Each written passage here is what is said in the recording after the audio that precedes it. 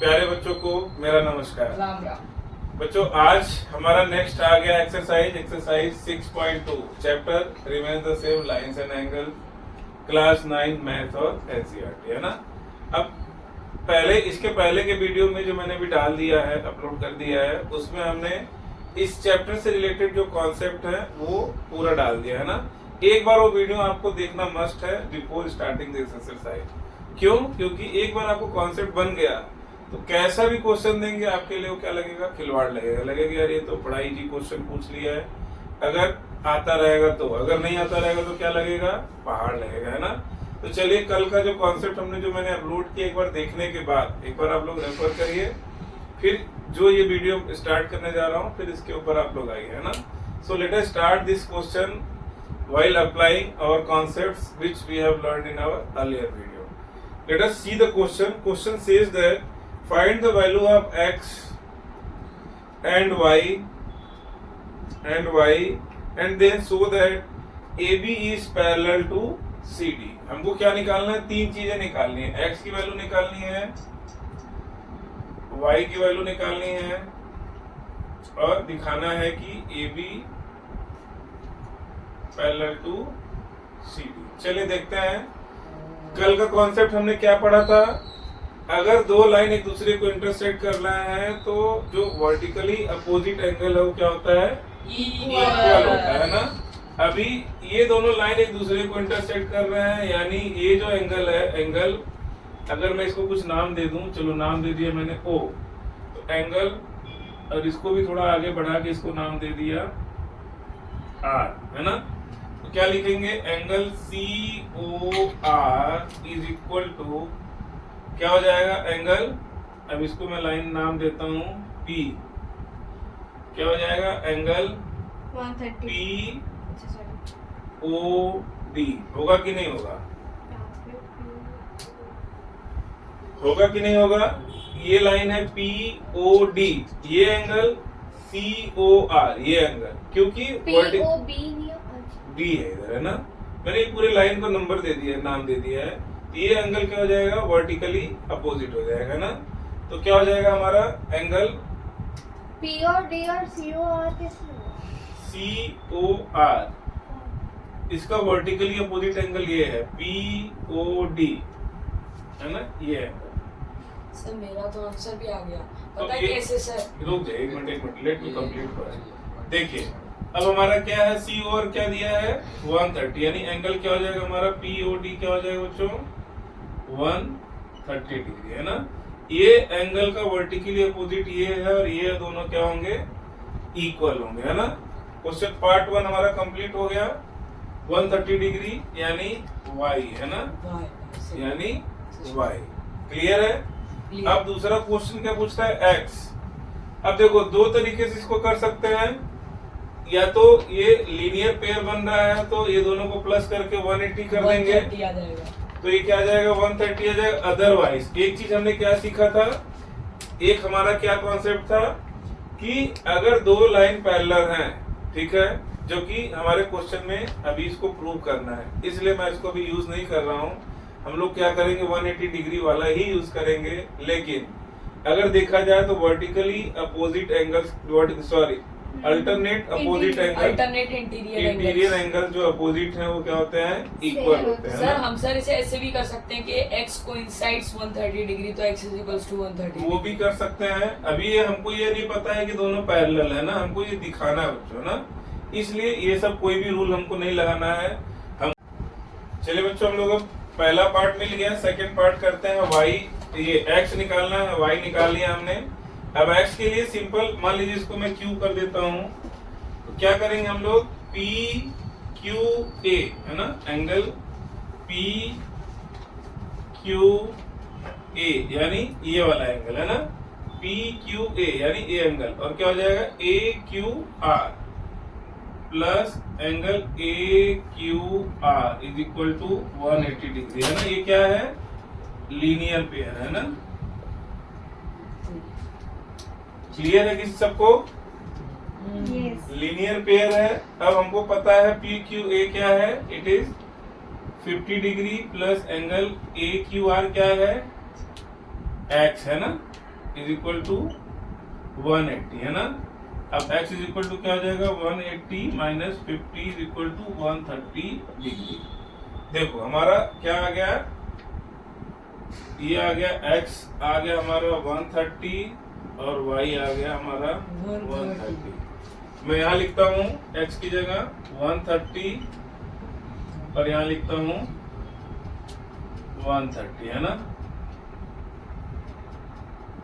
अब देखो हमने क्या पढ़ा था बच्चों, अगर आप लोग को ध्यान हो, हमने पढ़ा था, एक तो पढ़ा था कि दोनों इंटीरियर अपोजिट एंगल जो होता है इंटीरियर, वो क्या होता है, इक्वल होता है अगर लाइन पैरेलल हो, है ना। अगर लाइन पैरेलल हो तो ये दोनों एंगल इक्वल होगा। अभी देखो एंगल हमारा इक्वल आ गया है, यानी इस बेस पे हम बोल सकते हैं कि interior opposite angles are equal, hence both the lines are parallel to each other, है ना। बोल सकते हैं कि नहीं बोल सकते हैं, तो वो मैं लाइन आप लोग के लिए अभी लिख देता हूँ। चलो थर्ड वाला, यानी हमारा क्वेश्चन का आंसर आ गया है एज, मैं लिखता हूँ इसी के नीचे एक लाइन सर में, एक्सियम 1 भी यूज कर सकते हैं सर। बिल्कुल कुछ भी करो हमको आंसर देना है। एज बोथ ये द, लाइन लिखनी है। हाँ बिल्कुल थर्ड वाला आंसर, जो तीसरा A B is parallel to C D उसका लिख रहा है। बोथ द इंटरनल, क्या नाम है एंगल का, कौन बताएगा, ये दोनों एंगल का नाम क्या है, एक्स और वाई इंटर AQR, अरे उसको क्या बोलते हैं, मैं नहीं बोल रहा। हाँ? Because you don't know, alternate interior anybody क्या? Interior alternate angles. Interior alternate angle, चलो, Alternate interior angle. या इंटरनल अल्टरनेट एंगल ना, अल्टरनेट एंगल उत्तरी are Oh, bye. Equal, hence Seven. A B is Is parallel parallel to to CD. Answer आ गया जो है ना। So first question we have successfully done. I hope आप लोग को अच्छे से समझ में आ गया है। इन केस अगर लगता है आपको कि थोड़ा क्लैरिफिकेशन चाहिए तो please do let me no in comment section, I will definitely revert, है ना। चलिए दूसरा देखते हैं। चलिए बच्चों लोग आ गए हैं सेकंड क्वेश्चन लेके। क्वेश्चन मैंने प्रोड्यूस कर दिया है on board. Let us see what is there given. AB is parallel to CD, AB is parallel to CD।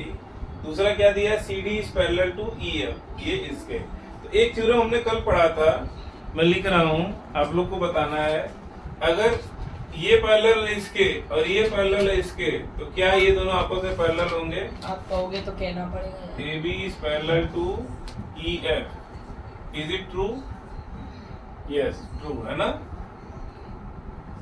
According to our theorem, इसके लिए आपको पहले का वीडियो कॉन्सेप्चुअल पार्ट देखना पड़ेगा। चलिए हम लोग अब इस क्वेश्चन पे आ जाते हैं।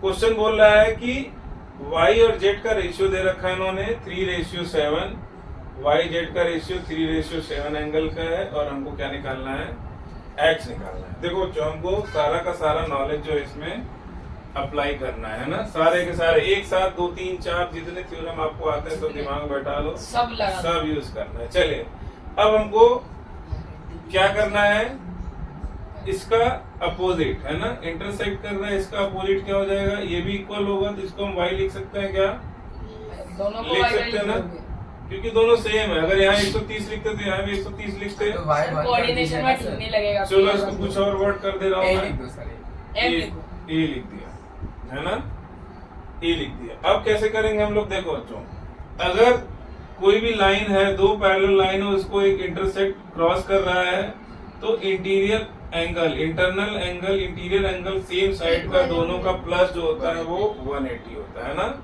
यानी क्या होगा, angle A plus angle Z is equal to 180। कोई प्रॉब्लम?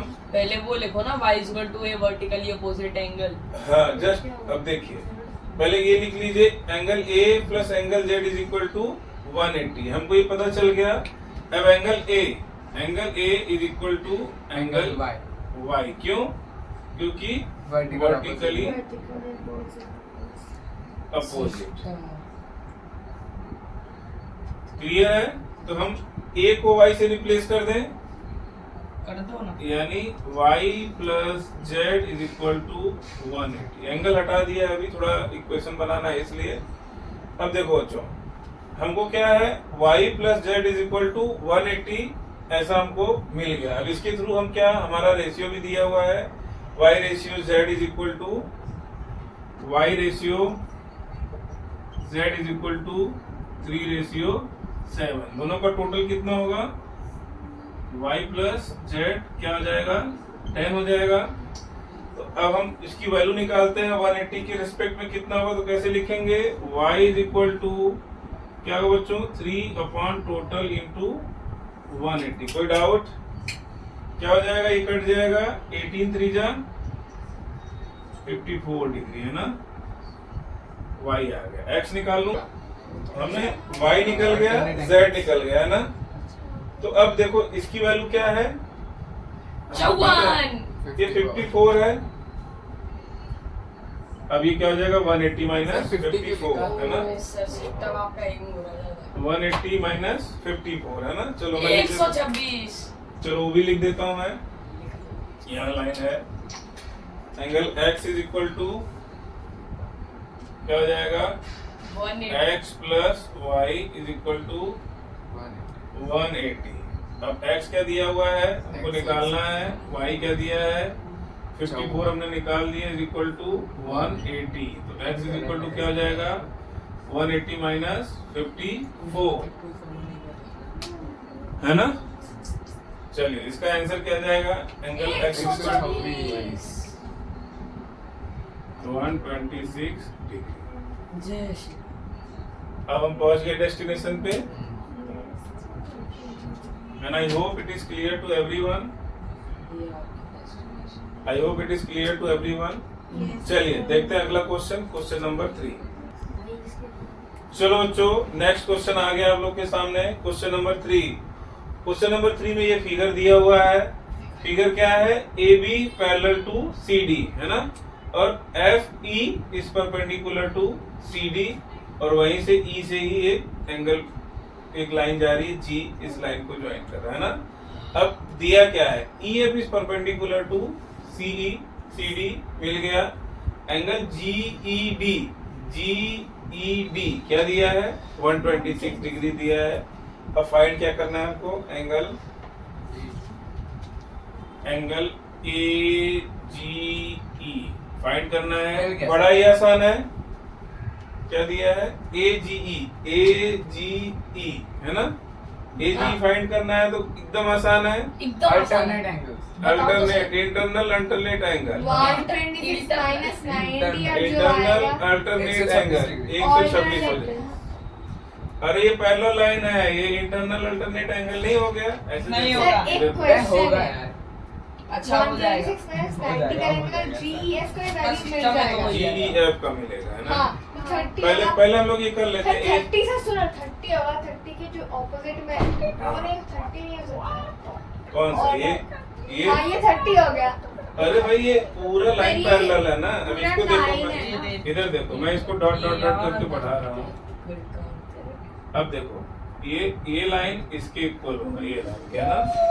चलो मैं लिख रहा हूँ, angle A G E equal to is equal to angle GED, G E D, और लिखेंगे internal alternate angle alternate beta angle. Any problem, म्याऊ। यानी क्या हो जाएगा, angle A G E is equal to 126। वो पहले वो लाइन कैसे है? ये दिया हुआ है, A B parallel to C D, A B parallel to C D.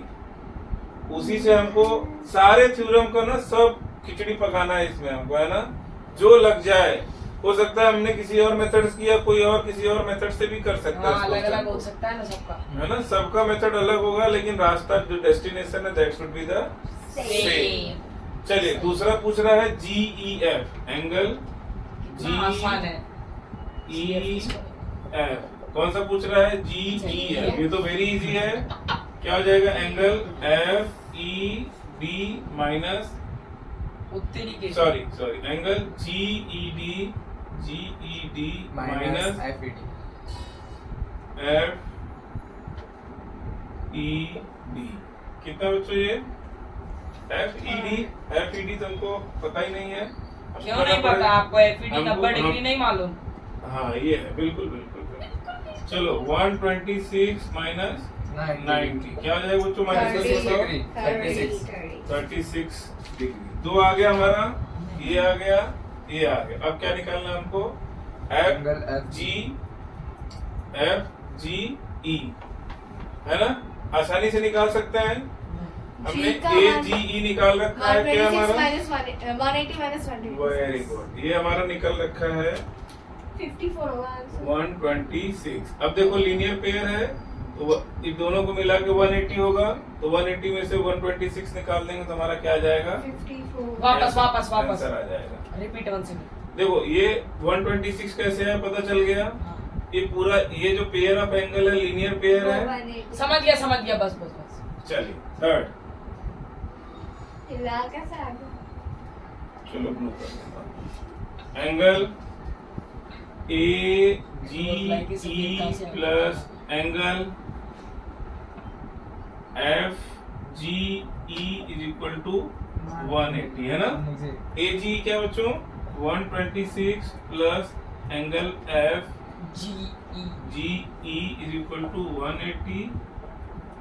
Angle FGE is equal to 180 minus 126। कौन बताएगा कितना आएगा माइनस करके? 54 वेरी गुड। Thank you. चलो तो हमारा तीन के तीनों का आंसर आ गया ना। एक का आया 126, दूसरे का आया 36, तीसरे का आया। 54 अच्छा ओके। ये लीनियर पेयर है, यहाँ लिख दूं उसका नहीं मतलब नहीं, चलेगा। नहीं, नहीं। We are more smarter than you. Linear I was saying to this is him. Being recorded. चलो AGE plus FGE is equal to 180 है ना। क्लियर है? चलिए मिलते हैं, नेक्स्ट क्वेश्चन स्टार्ट करते हैं। चलिए बच्चों आप लोग के सामने आ गया है क्वेश्चन नंबर 4। क्या किया? लेट अस सी क्वेश्चन नंबर 4 और इसको सॉल्व करेंगे है ना। Late us see what is given over here. अब क्या हमको फाइंड आउट करना है। नंबर 1 क्या दिया है? PQ is parallel to ST, यानी ये वाली लाइन इस वाली लाइन के पैरेलल। Parallel. एक चीज मिल गया। अच्छा हाँ। Angle PQR is equal to 110 लिख दिया मैंने। हाँ। Angle RST is equal to 130 ये भी मैंने लिख लिख दिया। दिया। अब क्या फाइंड आउट करना है? QRS। QRS यानी हमको फाइंड करना ये है। RS तो सर एक स्लोप बन रहा है सर। इसका सर हम वो निकाल लेते हैं VT ग्राफ सर, उससे delta x upon delta y आ जाएगा। Very good. चलो चलते हैं हम लोग डेल्टा स्टार्ट y करते हैं। Delta x। देखो अब हमको पैरेलल लाइन है और निकालना ये है ना। तो अगर नीचे पैरेलल लाइन होता तब तो हमारे लिए आसान हो जाता कि पैरेलल लाइन ऊपर दिया हुआ है ना। हाँ। तो हमारे लिए थोड़ा सा क्या है, मुश्किल है। इसको थोड़ा सा दिमाग लगाना है। जो जो मेरे पास सर पर हम इसे एक्सटेंड कर सकते हैं। Yes we are going to stand this line. Straight Q को क्या करते हैं? एक्सटेंड करते हैं, ले जाते हैं लेट्स टेक और इट इसको नाम दे दिया हमने M। है ना। ट्रायंगल बन गया। हाँ, triangle। अब देखो अब हमारे लिए चीजें आसान हो जाएंगी है आसान हो ना। जाएंगी, सही है। कैसे आसान होगा? ऐसे ही हो देखो जाएगा। ये एंगल ये लाइन पैरेलल है तो क्या होगा। अब जैसे मैं इसको थोड़ा आगे बढ़ा दूं, अभी मिटा दूंगा मैं आप लोग। अब देखो ये क्या हो जाएगा? इंटरनल अपोजिट एंगल है ना। अरे हाँ भाई। यानी क्या होगा बच्चों? तब यानी क्या होगा? SMQ है ना, ये इक्वल होगा RST के। क्लियर है? TSR। अच्छा RS क्या बराबर सर चल मैं लिखता हूँ एंगल आर को एंगल। एक्सटेंड नहीं कर सकते। नहीं रुक जाइए। एंगल लिखता हूं मैं SMQ is equal to angle RST है ना।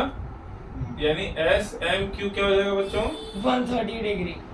SMQ विल बी एंगल कर देता हूं इक्वल टू 130 सर इतना याद क्यों करना सर फालतू कुछ में? कुछ याद नहीं करना है। दिस इज ऑल कॉन्सेप्चुअल है ना। Everything is conceptual. चलो अब मैंने ये तो निकाल दिया है ना, पता चल गया ये वाला 130 है। ये निकल सकता है क्या ये वाला? हाँ सर 180 माइनस 50 डिग्री हो जाएगा। चलो मैं लिखता हूँ, क्योंकि को लीनियर एंगल है, ये दोनों का सम क्या होगा 180। मैं लिखता हूँ, लीनियर सेम लाइन पे है। लीनियर हाँ एक ही बात है। चलो लीनियर 3 पॉइंट से एक लाइन पर होते हैं। Angle S M Q plus angle Q M R is equal to 180 degree, है ना। अब एस एम क्यू क्या निकाला हमने 130 degree plus angle Q M R is equal to 180 degree, है ना। एंगल Q M R is equal to 180 minus 130 कितना आ गया बच्चों 50, जो हमको तुरंत निकाल लिया था हमने। अब देखो ये एंगल हमको मिल गया है ना, ये वाला एंगल, ये भी निकाल सकते हैं क्या हम? 40 आएगा, सॉरी 70 सर आएगा। हाँ 70 आएगा, 70 आएगा ना, उसको भी लिख दूं मैं? सीधे लिख दो यार। ओके एक सेकंड रुकिए, लिखता हूं मैं, 2 मिनट लगेगा। P Q R, angle P Q R plus angle R Q M is equal to 180। P Q R हमको पता है, यानी angle R Q M is equal to 180 minus 110 कितना आ जाएगा 70 डिग्री। अब देखो बच्चों, ये एक ट्रायंगल है ना, इसकी वैल्यू है 70। सर इसकी- एंगल सम प्रॉपर्टी लगाएंगे। हाँ। सर मैंने सर कब का पढ़ा है, अभी अभी एक साथ याद आया। ठीक है, तो तीनों एंगल का सम क्या होता है ट्रायंगल में? 180 डिग्री। 180 होता है ना। दुनिया गोल है, सब घूम फिर के 180 पे ही आके रुक जाता है। चलिए मैं लिख देता हूँ एंगल, इसको हम नाम दे देते हैं एंगल 1, इसको 2 और इसको x दे देता हूँ ना, इसको हमको निकालना है। हाँ नहीं नहीं निकल रहा है। वही निकल रहा है अपने को, ये x निकालना है, ये नाम क्यू आर दिया एस है है ना। मैंने नाम लिख दिया, थोड़ा आसान होगा आपको देखने में। चलो मैं लिखता हूँ angle x plus angle 1 plus angle 2 is equal to क्या होगा बच्चों 180। एंगल सम का प्रॉपर्टी लग रहा है इसमें, किसी भी ट्रायंगल का तीनों एंगल का सम क्या होता है 180 होता है ना। अब angle x is equal to क्या हो जाएगा, 1 क्या निकाला हमने 70 है ना, प्लस 2 क्या निकाला हमने 50 इज इक्वल टू 180। मोनिश थोड़ा आवाज सही से करो ना। Angle x is equal to 70 plus इधर ले जाते हैं 80, 180 माइनस 70 माइनस 50 क्या आ जाएगा बच्चों angle x 60। Angle x is equal to राजन टूटे 180 माइनस 120 इज इक्वल 60 टू आएगा। 60। यही हमारा क्या हो जाएगा आंसर हो गया सर। मुझे लगता है चीजें अच्छे से समझ में आ रही हैं आप सबको। Yes, yes sir, yes sir. जो आपको बॉडी लैंग्वेज से भी पता चल रहा है। सो हमने ये क्वेश्चन को कर लिया है, आपको क्या करना है प्रैक्टिस, है ना। चलिए क्वेश्चन नंबर नेक्स्ट 5। चलो तो हमारा x is equal to 50 degree आ गया, और ये हमारा क्या प्रॉपर्टी लगा इंटरनल अल्टरनेट एंगल, है ना। अब हमको दूसरा क्या निकालना है y। अब देखो दो एक तरीका है, अगर एंगल सम देखेंगे तो जो एक्सटीरियर एंगल होता है PRD है ना, that is equal to angle X Y plus X. Internal जो सामने के एंगल होते हैं उसके बराबर होता है ना। या तो दूसरा क्या रूल है यहाँ पे, ये और ये पूरा ये क्या हो जाएगा, ये पूरा क्या हो जाएगा सेम इंटरनल अल्टरनेट एंगल, तो ये पूरा सेम हो जाएगा। चलिए मैं लिखता हूँ, प्रॉपर्टी लगाता हूँ कुछ नया। सर तो वो पूरा एंगल क्या होगा? मैं बताता हूँ 50 अभी देखिए angle PRD is equal to angle, देखिए जो एक्सटर्नल एंगल होता है सामने वाले दोनों एंगल, जो इसका ट्रायंगल के दोनों एंगल के सम के इक्वल होता है, यानी angle PRD is equal to angle x plus angle y, है ना। PRD is equal to angle x plus angle y। PRD हमारा कितना है 127 is equal to angle x plus x हमने निकाल दिया है 50 है, तो 50 लिख देता हूँ एंगल y। 50 ये हमने निकाला। PQR ये पैरेलल लाइन है, ये ट्रांसवर्स लाइन है जो इसको इंटरसेक्ट कर रही है, तो ये दोनों इंटरनल अल्टरनेट हाँ। एंगल है ना, तो इसलिए इक्वल हो गया ये। अब हम क्या करेंगे, angle y is equal to क्या हो जाएगा बच्चों, 127 माइनस 50, 127 माइनस 50 क्या हो जाएगा, कौन बताएगा, माइनस करके 7 है ना, 77 डिग्री। तो ये हमारा x भी आ गया, x इज इक्वल टू 50 और y is equal to 77 degree. ये हमारा आंसर हो गया बच्चों, और ये क्वेश्चन नंबर 5 हो गया, है ना, बड़ा ही आसान। चलिए देखते हैं नेक्स्ट क्वेश्चन। चलिए बच्चों, क्वेश्चन नंबर 6 आ गया है।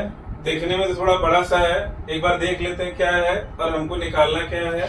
लेट अस सी क्या दिया है, PQ and RS। PQ and RS are two mirror placed parallel to each other. ये दो मिरर हैं, यानी नीचे वाला ऊपर हमने पॉलिश कर दिया, नीचे वाला रिफ्लेक्टिव साइड है, एक दूसरे के साथ पैरेलल है। An incident ray AB strikes mirror PQ, इस पे आया एट B, पॉइंट ये हो गया। The reflected ray moves along the place BC, फिर इसके बाद वो रिफ्लेक्ट हो गया, फिर C पॉइंट से फिर से रिफ्लेक्ट हुआ D, है ना, and strikes mirror RS, C पे आ गया and again reflect CD। Prove that AB is parallel to CD। हमको क्या प्रूव करना है, AB is parallel to CD।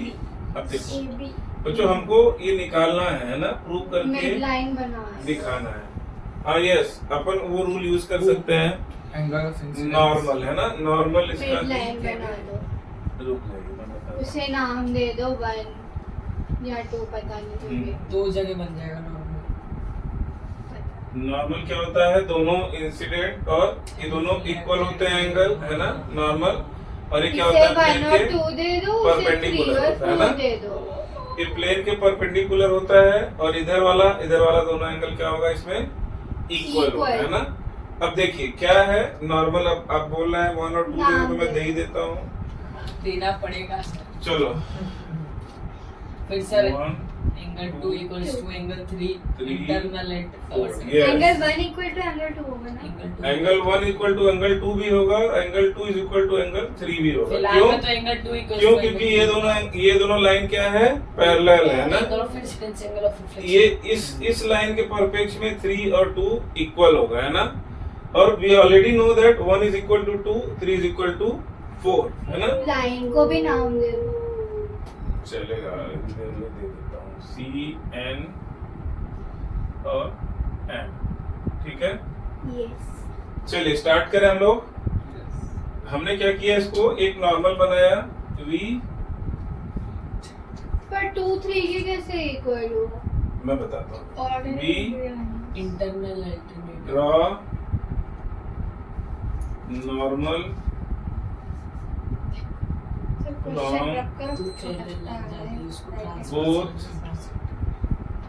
From both reflected points, है ना।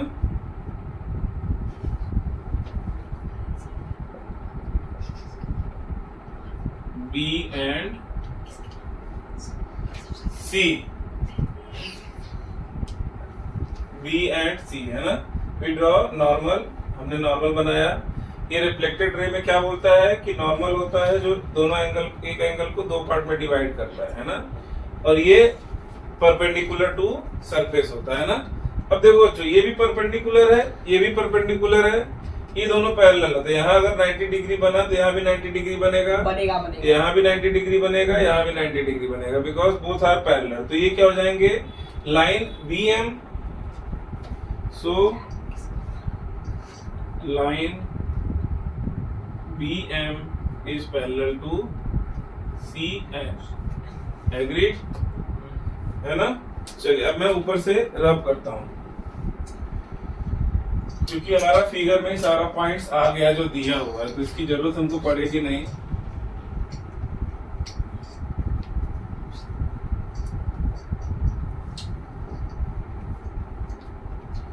अब बच्चों देखो, हमने क्या निकाल लिया, BM is parallel to CN, BM is parallel to CN।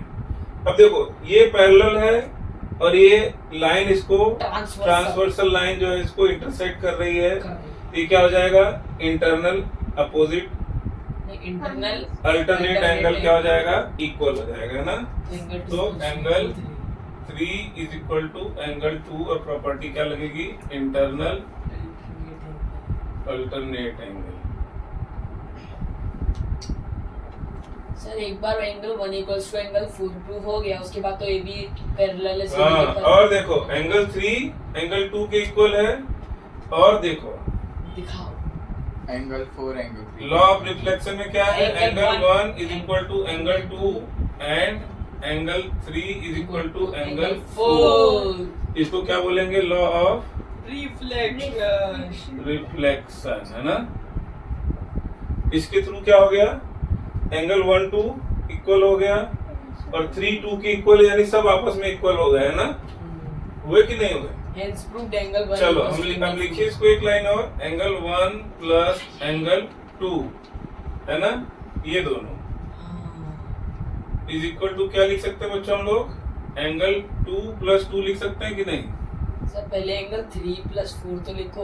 Okay, ये लिख सकते हैं कि नहीं, है ना, क्योंकि 1 2 के बराबर है। दूसरा एंगल 3 प्लस एंगल 4 को हम क्या लिख सकते हैं, एंगल 3 प्लस एंगल 3 लिख सकते हैं कि नहीं, क्योंकि दोनों आपस में इक्वल है। नहीं समझ आया। चलिए मैं दिखाता हूँ, फिर से बताता हूँ। देखिए एंगल 1 प्लस 2 हमको लिखना है, तो एंगल 1 प्लस 2, 1 और 2 इक्वल है, तो हमने क्या किया, 1 को 2 से रिप्लेस कर दिया, एंगल 2 प्लस 2 हो गया, है ना।